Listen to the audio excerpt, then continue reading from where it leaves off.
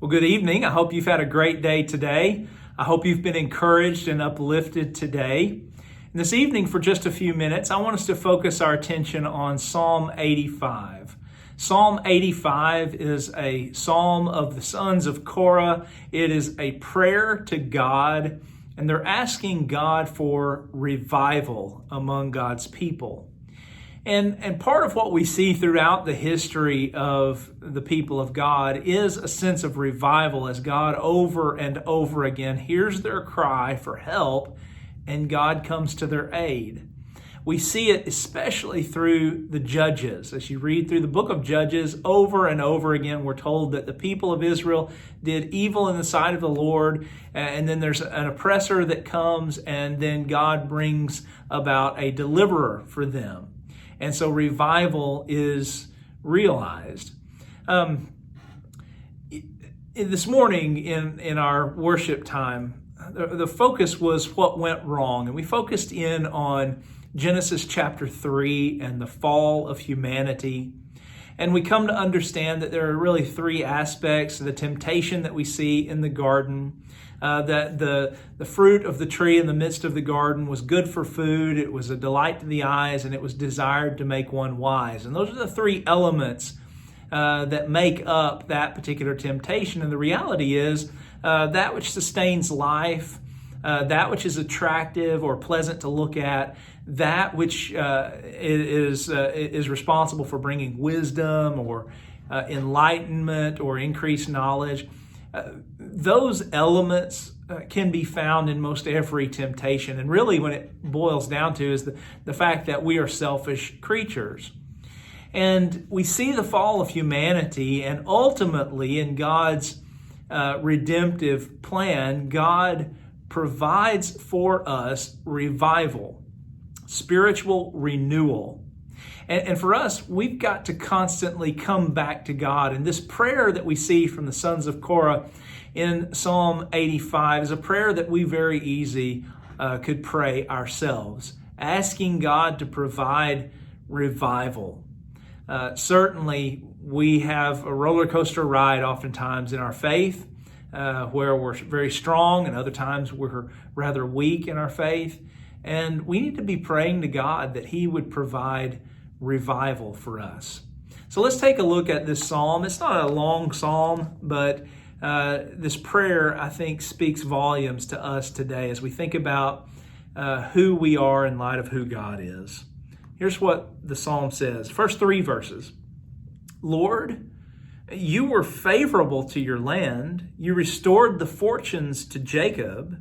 You forgave the iniquity of your people. You covered all their sin. You withdrew all your wrath. You turned from your hot anger. This opening section is really seen as a statement to God saying, God, we understand who you are. We understand what you have done for your people in the past. And really this prayer is, opening of this prayer is setting up what the question is going to be to God, the request or petition to God will be. So again, Lord, we know you were favorable to your land. You restored the fortunes to Jacob. Jacob obviously being Israel, the people of God. You forgave the iniquity of your people. You covered all their sin. And you withdrew your wrath from them. You turned away from your hot anger. Now, certainly historically, over and over again, we see God becoming angry with his people, and then there's some kind of punishment that takes place. Probably the biggest one that comes to my mind is in the days of Noah.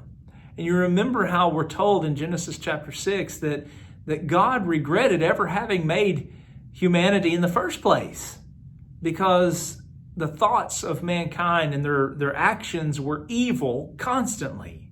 But Noah found favor with God. God's anger, God's frustration, it was so strong that he regretted ever having created humanity. And so because of that, he brought great punishment. But through Noah, God brought revival. But in this particular text, the reference is more specifically to the children of Israel, given the fact that he says, you restored your fortunes to Jacob. The iniquities of your people you have overlooked, or you have forgave, he says. And so because of that, there's the covering of all the sin of the people. Well, let's look at verse 4 and following down from there. Verse 4, restore us again, O God of our salvation, and put away your indignation toward us.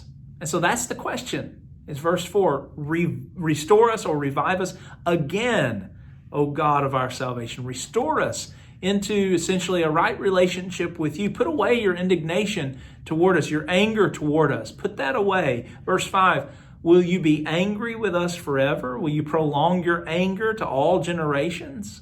God, are you going to continue to be angry with us forever and ever? The request is restore us. Restore us, God. And turn away your indignation from us.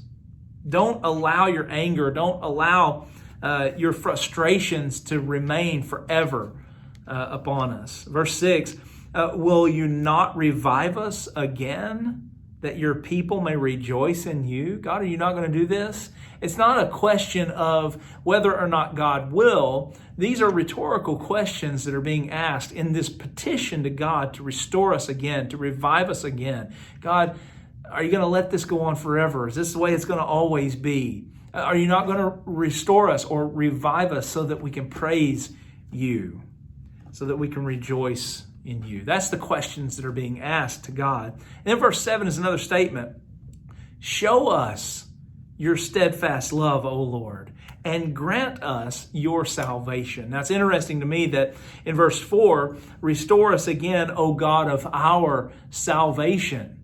The recognition of God's salvation that he provides. But then in verse 7, the statement is made to God, or a request as it were. Show us your steadfast love.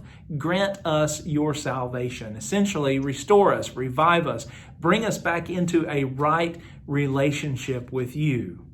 And then verse 8, let me hear what God the Lord will speak. For he will speak peace to his people, to his saints, but let them not turn back to folly. God will restore us. He'll do this, but we cannot turn back to the old way of life. God's going to restore us, but He wants us to stay on the right track. That's essentially what this prayer is saying to God. And in verse 9, surely his salvation is near to those who fear him, that glory may dwell in our land. Surely his salvation is near. Show us your steadfast love. Grant us your salvation. Let us hear from you, God. Let us experience the peace of your speech to us, O God. And understand that we don't need to turn back. Surely the salvation of God is near to those who fear him. Understand to those who understand who he is what's being stated. Let's look at verse 10. Steadfast love and faithfulness meet. Righteousness and peace kiss each other. This is a parallelism. Steadfast love, faithfulness. God is faithful always. His love remains always. They are joined together. They meet together. Righteousness and peace go together. They are connected together. And he says they kiss each other. Again, a parallelism. And the thought continues. Faithfulness, verse 11, faithfulness springs up from the ground and righteousness looks down from the sky. God is faithful.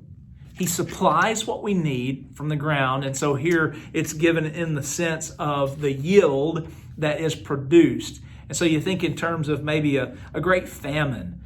And this is the response of God when a famine ends, that God is allowing the ground to yield its produce once again. And that's a sense of restoration. But spiritually speaking, God allows for us to be restored and revived once again.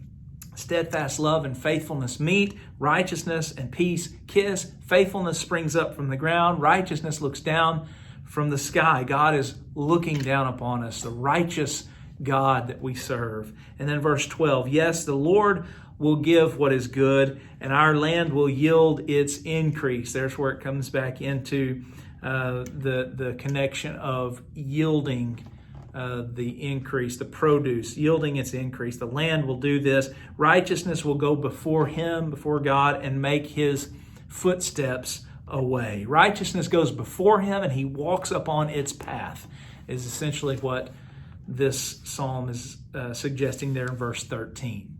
Again, it's a short psalm, but it's a psalm of a prayer to God from the sons of Korah saying, God, we know who you are. We know what you've done in the past, and we're asking you to do that for us again. Restore us, God. Grant to us your salvation. Revive us. Give us your steadfast love and your faithfulness. Allow us to see that once again. It's a complete revival that's being asked.